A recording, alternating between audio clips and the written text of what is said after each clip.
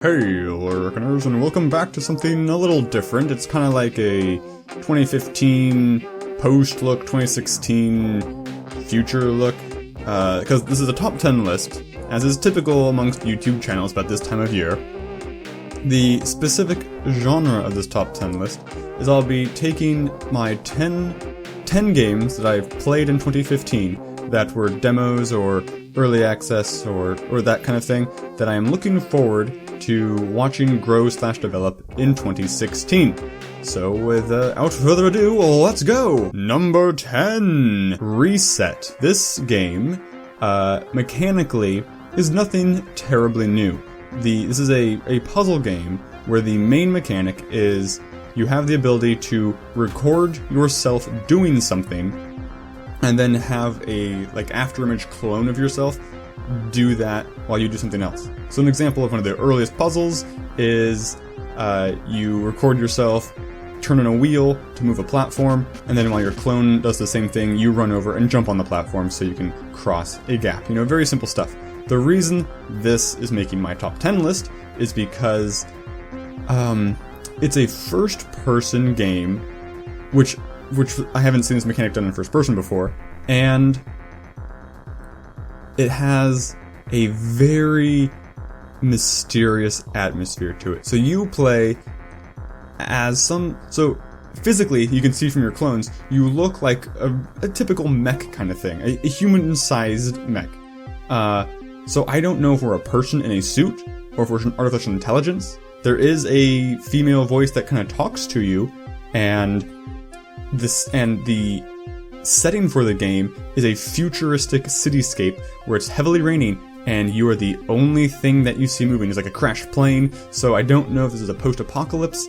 All I know is the puzzles were solid, the mechanics always fun, the graphics were pretty dang good, and I want to play more to see what's going on. That's probably the most important thing in any demo for me, is I want to play more, either because it's really fun mechanically, or generally because the story's really intriguing, and this drops some very tasty breadcrumbs that I hope they'll pull off. Now, I haven't heard anything out of whoever developed this game, because it wasn't a Kickstarter, it was just a demo that I picked up from somewhere and played, so I haven't seen anything else about this development-wise, so I don't know if it's still actually being worked on or what. I believe it is, so I look forward to 2016, hopefully getting us some more out of Reset. Number 9. Karma is a point-and-click adventure game that aesthetically looks quite a bit like World of Goo, but gameplay and humor-wise has a lot more to do with Neverhood. Now, this year I was heavily disappointed by Army Krog. I had much higher hopes than what was actually delivered, and I think Karma could salvage that wound for me. I mean, as far as I'm pretty dang sure it's not the same company. I think I'd know if it was, and it's not. But it has a lot of the same humor, because you play as like a ball of goo kind of guy, and you have some basic transformation type powers, and your inventory is in your stomach, a lot like Neverhood Army of Krog stuff. But it also has something similar to Reset, where it's a very mysterious world. For some reason, I get a little bit of a Dark Crystal kind of vibe for it, because for the most part, most of the game, everything is black on kind of a reddish background, and occasionally you can alter your vision, and so there's a scene where you're looking at a black lumpy creature, and you do the thing, and it suddenly appears to be a white crystalline being of light, and I want to know more about what's going on in this world, just like Reset. For different reasons. I mean, this is definitely... Reset, I think, will be serious. Karma, I think, will have quite a bit more humor in it, and they're different styles of games. But they're on this list for mostly the same reason. They're solid examples of their respective genres, and the demo leaves me wanting more because of its intriguing story. Number 8. Dexter Stardust is a game I played fairly recently on my channel. It is another point-and-click adventure game that is on here because the demo's a bit longer than Karma, so I have a bit more confidence in in what the full game will actually be, and the devs actually talked to me after my video, so I actually have, a stronger sense of that it's actually going to get made, etc. So what it is, it's a point-and-click adventure game.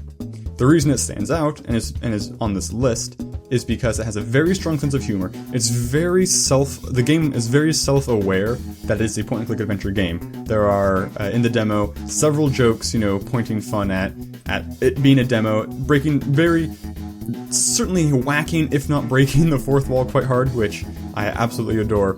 And the last thing is something I don't see too often, probably because it's hard to pull off well, but I love when gameplay is interwoven or has a live action element to it. So in this game, it's fairly good looking art, and then when you go into a dialogue, like tete-a-tete type setting, it's pictures of people in costume, and for some reason I love that. I'm a sucker for that. It's really cool and I like it a lot. So yeah, not a lot to say about Dexter Stardust. It's good, it's funny, the puzzles were not frustrating, but not outrageously easy either. When in a point-and-click adventure, when you don't have to resort to trying all your inventory items on everything you can interact with, that's a very good sign. And that's a low bar. There's certainly a lot of area above that of quality, and this is well above that bar, and so that's good. Looking forward to more. Number 7, TickTock Isle. This game is a little weird in that the demo doesn't show a heck of a lot of the game. I'm skeptical as to how accurate my perception of what to look forward to actually is. So the game is billed as an action platforming game, like a Mega Man-ish type thing. And the demo has less than a minute's worth of that sort of content. Fortunately, that content was fine. I mean, there weren't really much enemies. It was kind of just... The jumping felt good. That's all you can really take from that segment, was the jumping felt fine. The reason the game is on this list is because it looks great. It's got some really sexy pixel art on it. And most importantly, so it's called TickTock Isle because there is time travel involved. I'm perceiving that this will take the form of not like instant to time travel, but more like a Zelda Oracle of Ages type time travel, where you can go back in time, move a box, or move like a bush, and then go back to the present, and it's a tree, and you can climb the tree and go over a wall. That sort of thing. And then what really clinched me on this demo is the mansion, the lighthouse mansion. Each of the rooms is filled with time travel references. You got Back to the Future, you got Bill and Ted, you got Time Bandits, you got a whole bunch. So that was really cool to see. So even if I don't know mechanically how well the game will be, one, I'm optimistic, but two, the demo sold to me that the game, flavor-wise, fluff, sense, atmosphere, will be right on the money, and anything that makes a freaking Time Bandits reference, it's gonna... you can have my money, basically. So, good job, guys, on that demo, leaving me wanting more. Probably could have done with adding a little more to the demo, but I don't begrudge you that, so looking forward to more of that. Number 6. Wildfire is a game I've done several videos on my channel, and that's because I think it was a Kickstarter. I somehow contributed to the funding of their game, and so I'm on every month I'm on the email list that gets their builds. This game is interesting because the very first version I played was a 2D side-scrolling stealth-based game, and that was enough to get me to fund the game, because a lot of side-scrolling stealth games are very... It's very hard to make them super engaging gameplay-wise. Too frequently they get railroaded into just being a matter of timing the avoidance of vision cones, and that can get old pretty fast, so they have to rely on story. Wildfire, the demo has... We don't really know the story. We're some sort of thief guy, but there was a ton of terrain type things you can interact with. So a lot of levels, there are multiple ways to get from point A to point B. Like you can you know, hide. You can just hide in the bush and try and be just pure sneak. You can try and use distraction, that sort of thing. They added a little extra feature to this type thing by giving you the ability to manipulate fire, which was cool. Now, what's happened in later builds, which is very interesting, is you've kind of become the Goram avatar, because you can control not only fire now, but also water, and also earth. I'm just waiting for them to add air. I don't know what's going to happen next. What this means, though, is the game becomes...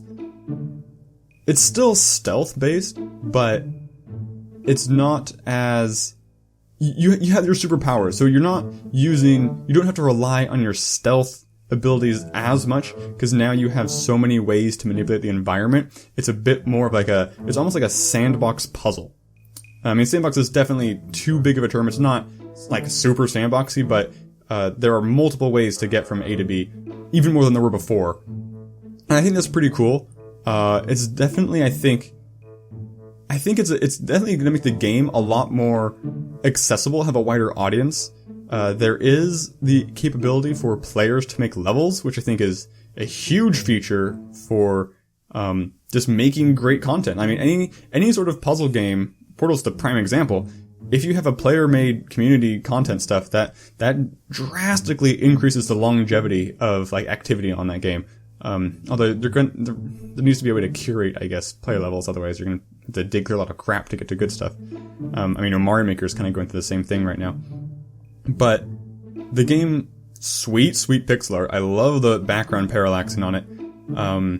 And I think there's been a lot of scope creep, but I don't think it's detrimental to the game. I think they've got cool ideas for features, and they're not narrow-visionedly. They're not being narrow-visioned. They're having good ideas. They're putting them in, and that's cool to see. And I'm enjoying being able to follow that development pretty closely. On month-by-month updates are friggin' awesome. I wish I could get that for every game, but not all the games on this list are backable. You know, a lot of them are just demos, and that's all you know about them. So yeah, Wildfire, definitely, I'm sure there'll be more videos before it's fully released. Number 5. Hover, Revolt of Gamers is a Jet Set Radio 2.0, basically, where there's less emphasis on tagging, there's kind of more emphasis on like actively fighting the man, I guess. Because like in Jet Set Radio, you're avoiding, you know, guys in suits. Here, the setting for Hover is, I think it's like a digital world. I mean, my impression of it was that it's a digital world. Kind of like a Tron world, I guess, where it's like its own world. Like, it's not like you're an avatar of somebody playing a game. You're an entity inside of a machine type thing. And so you you don't like the oppressive like cameras and drones and that sort of thing. My absolute favorite thing about this game is Jet Set Radio is a great game. Obviously I love Jet Set Radio. It's got good music, it's got a good sense of style. The big thorn in Jet Set Radio's side is how crummy the controls are. And Hover has had a couple patches so far, and even the first version I played, the controls were I think they were better already than Jet Set Radio's, and by now they absolutely have. It's a bit more parkourish than Jet Set Radio. Jet Set Radio had a lot of grinding features. This is a lot more jumping, wall running type features.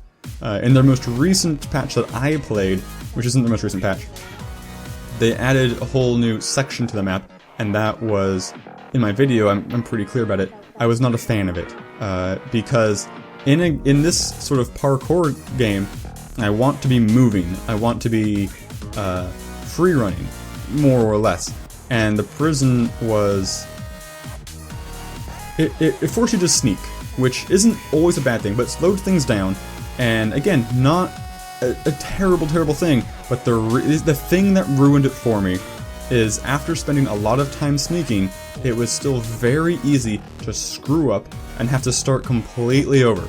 Now, I believe they have addressed this. I don't know in what way. I was looking at their most recent patch notes, and they did say they spent a lot of time reworking the prison, so I really should revisit it. But even if the prison was untouched, even if I was as unfond of the prison as I was since I last played it, the game still is awesome. There's a lot of other elements to the game besides the prison, like the whole world, it's very cool. It's got this weird like time rewinding element to it, which I really like. It kind of adds almost like some puzzleness. Like if you, so let's say one of the things you have to do is race other people a lot in this game, and that usually means going through a series of checkpoint rings, as one does in races. One of the simplest examples, one of the earliest races to teach you this rewind mechanic, the entire course is a checkpoint at the top of a tower basically, and a checkpoint at the bottom, and you go back and forth between them. The way you do this is you jump off the tower, hit the bottom checkpoint, rewind time, which only rewinds time for you, so you fly back up to the top of the tower, hit the top checkpoint, repeat. That's really nice, because one of the things that can be annoying in a kind of open world parkour game is getting to somewhere tricky and then falling off. You know, it's kind of like they knew that, and that's awesome they fixed it, which is why it was so bad that it was a problem in the prison. Because the prison, you don't fall off, you get caught and sent back to the beginning. You can't rewind time through that. And then, so, I think that I really should revisit it, and I definitely will be in 2016. I did back the game, so it's nice to see how development is progressing through there. So we definitely know stuff's going, we know stuff's doing well, they're actively listening to the community, so that's awesome. The game feels great. It's nice to have a jet set radio that doesn't frustrate you with its controls. Number 4. Siosk. I think I got it right the first time in my video for it, was Siosk. That was a point-and-click adventure game where you play as a little girl, and the setting appears to be a fantastical castle filled with goblins and a big, you know, black bad guy, Sauron type thing.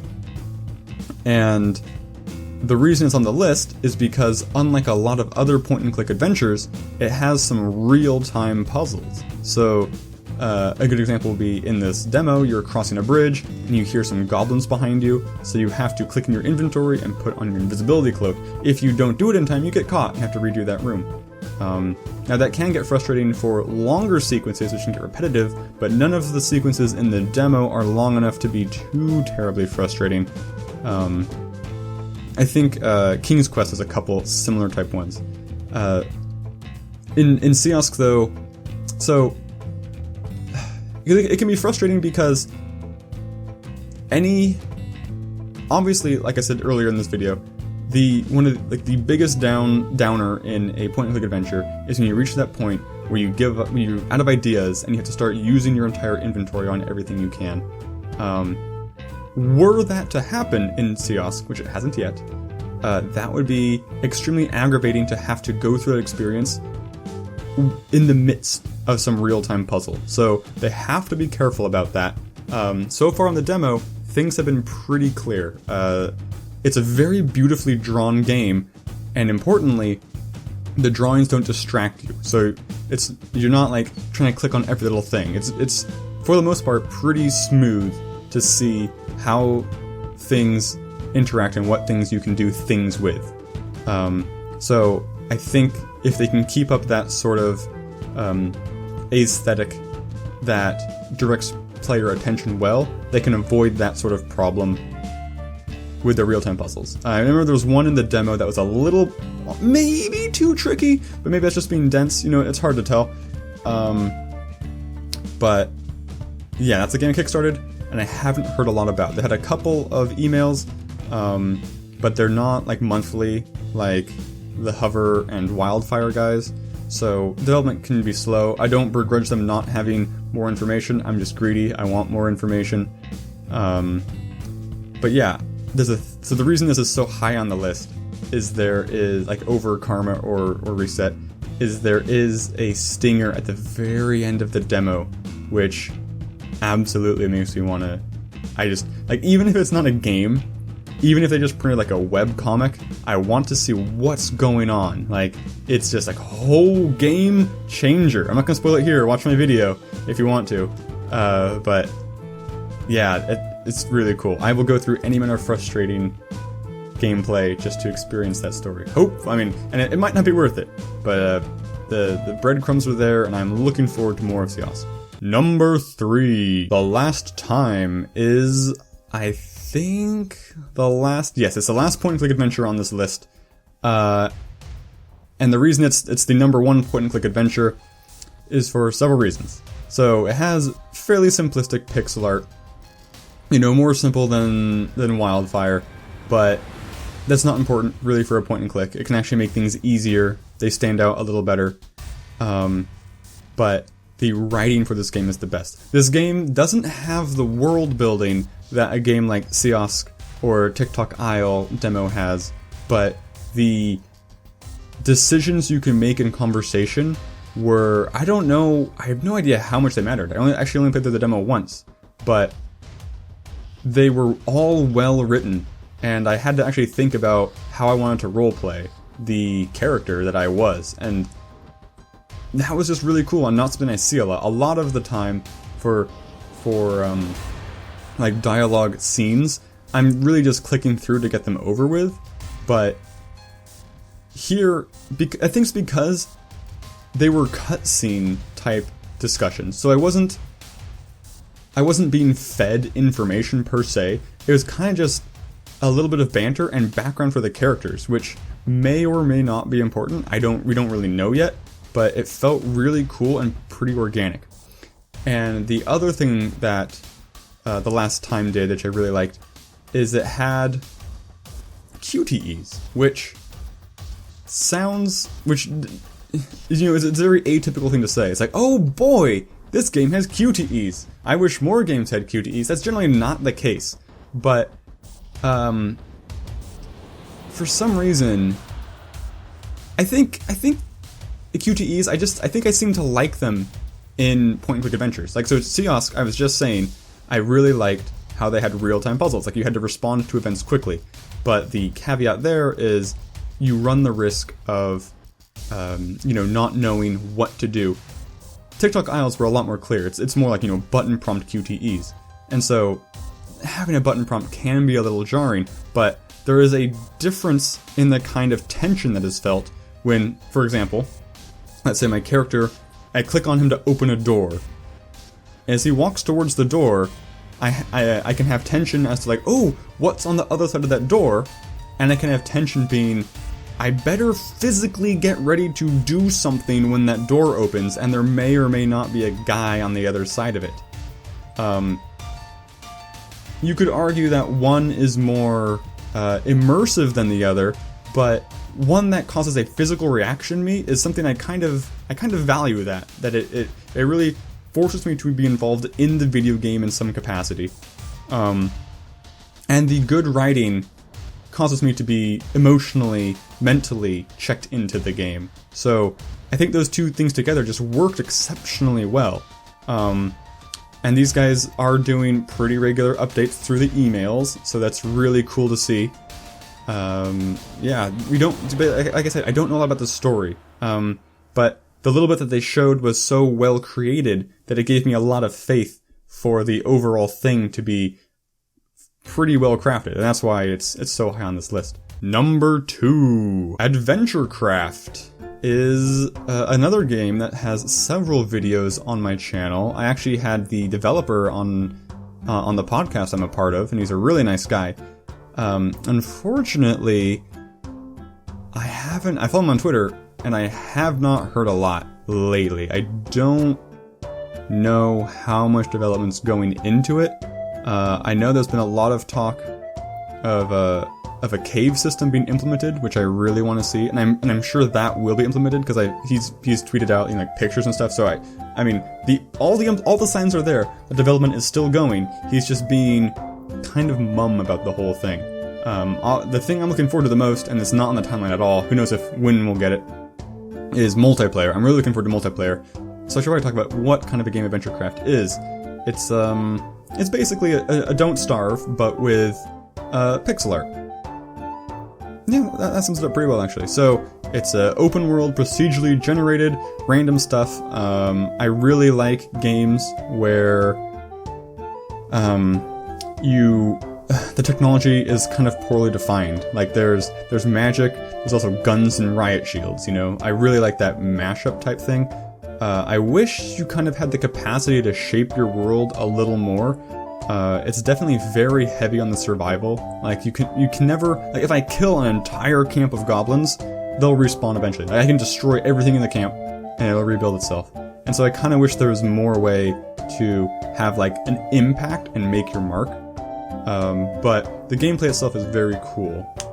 Just the wide range of recipes, the way in which you discover recipes, because you can either just like try and invent stuff and find it that way, or you can beat up things and defeat bosses and find chests that will give you recipes. So this game scratches the exploration itch for me, because you can wander around, find new stuff, build new stuff. It's just it's my favorite sandbox game currently. Number 1. This is probably fairly unsurprising, but it's Indivisible! This game was successfully funded in 2015. I don't know that I'd be very surprised if it came out in 2016. I don't actually have any idea what their timeline is. I didn't look, but we will be hearing more about them in 2016. Hopefully, maybe a bigger demo? I don't know. This game has everything going for it. It's got a genre that's new to me. I know there are a couple games that it draws inspiration from that it's similar to, but to me it's completely new. It's got that sweet semi-Skullgirls art. It's very, very creative because it draws from some Eastern myths, which I'm not that familiar with, so they're unique to me, which is something I value. And it's just a well-made game. Like, I was talking with a friend about it. The game teaches you how to play itself so well. So like, there's a part in the game where you pick up an axe, and you see an axe embedded in a wall, and basically just having that little terrain feature, you know that you can use the axe now to climb walls, or it prompts you to try that, and then you notice you can use the axe to climb walls, and it's just cool. Mike Z, the head of Lab Zero, the creator for the game, just a cool guy. He knows what he's at when it comes to gameplay, like action-based gameplay. I'm not going to gush here about the game again. I've already gushed about it in the video. I gushed about it on the podcast. This game, it's going to be awesome. I think it helps, though, that it probably has the biggest budget by a long shot of any of the games on this list. So, a little unfair, maybe, to compare it to the other ones, but it is the game I most anticipate for the future. Hopefully something in 2016. So thank you guys for watching. This has been what I'm looking forward to. I will do another video about just my top 10 favorite games that I played in 2015. I believe that list, actually, most of them did come out in 2015, but there's probably a couple exceptions. But yeah, so this is the game. This is just a mishmash of games. Most of these demos, if you want to play any of the games in this list, I think most of the demos can still be found on their respective sites. Some of them are closed, you can't really get access to because I got them through backing them. I think like Wildfire and Hover, you'd have a hard time getting to. But I think all of the other ones you can find some build for free. In the description below, I will have links to each of my Let's Plays for each of these games, or maybe I even showed them during this video. I don't know what I did yet. But in those videos, in those descriptions, are the links to where I got the demos. I am not asserting that all of those links will still work. I just know that when I played those games back in the past, that is where I got those demos from, and theoretically they should still be available. I do know there have been some demos which got taken down for whatever reasons later. I don't think, as far as I know, that's not true for any of these. I believe all of these can still be gotten. Oh, maybe not Seos. Seos might have been through the Kickstarter. So hard to know. But, yeah, check out any games. Let me know what your thoughts were, if you think there were some videos that I did earlier this year that should have made the list. But wait till tomorrow, because some of the games, like, for example, there's a little spoiler here. One of the games on the list tomorrow is Armello. That's a game that was in early access this year, but it also was completely released, so I put it in that list. Just easier, it freed up more room. There's a couple examples of games that did that. So just because a demo game that I played this year didn't make this list doesn't mean it didn't make a list. So after tomorrow, there's only 2 lists total. So after tomorrow, feel free to comment on what you think I should have included, that I did play? What do you think I didn't play that you think I should have played? And maybe I'll do a video for it in retrospective. But yeah, 2015, good year. A lot of stuff to look forward to. So thanks for watching, guys, and I will see you later. Signature catchphrase.